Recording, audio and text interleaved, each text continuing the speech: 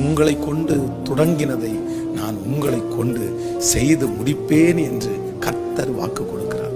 பாதி வழியில விட்டு நான் ஓடிவிடுவேனோ, இந்த காரியத்தை நான் முடிக்க முடியாதோ, என்னுடைய பிள்ளைகளுடைய உயர்வை நான் பார்க்காமலே இந்த உலகத்தை விட்டு போய்விடுவேனோ, ஏதோ ஒரு காரணத்தினாலே ஒருவேளை மனம் நொந்து நான் இந்த காரியத்தை முடிக்க முடியாதோ என்கிற ஒரு சூழ்நிலையிலே நீங்கள் காணப்படலாம்.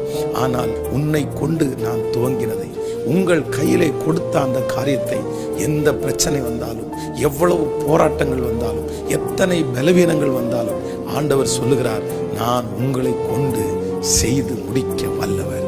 என் கையினாலே எத்தனையோ துவங்கினேன், எத்தனையோ தரிசனம் எனக்குள்ளே இருந்தது. ஆனால் இப்பொழுது நான் நினைக்கிறேன், இதெல்லாம் என்னால் முடிக்க முடியாது. நான் எப்படி முடிப்பேன்? என் சரீரம் அதற்கு பலன் இல்லை, என் மனதிலே அதற்கு பலன் இல்லை, என் கையிலே பணம் இல்லை, எனக்கு நல்ல வேலை இல்லை. அன்னைக்கு எல்லாமே இருந்துச்சு, ஆனா இன்னைக்கு ஒன்றும் இல்லை. நான் எப்படி செய்து முடிப்பேன்? கர்த்தர் உங்களை பார்த்துதான் வாக்கு கொடுக்கிறார். பணத்தை பார்த்தல்ல, உங்களுடைய திறமையை பார்த்தல்ல, உங்கள்கிட்ட எவ்வளவு இருக்குது என்று பார்த்தல்ல.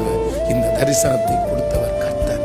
அவர் வாக்கு கொடுக்கிறார், உன்னை கொண்டு நான் துவங்கினதை உன்னை கொண்டு செய்து முடிப்பேன். உன் கைகள் தான் இதற்கு ஆரம்பித்தது, உன் கைகள் தான் அஸ்திபாரம் போட்டது, உன் கைகள் தான் துவங்கினது, நீர்தான் துவங்கினாய், உன்னை கொண்டே மகிமையாய் முடிய பண்ணுவேன் என்று கர்த்தர் வாக்கு கொடுக்கிறார்.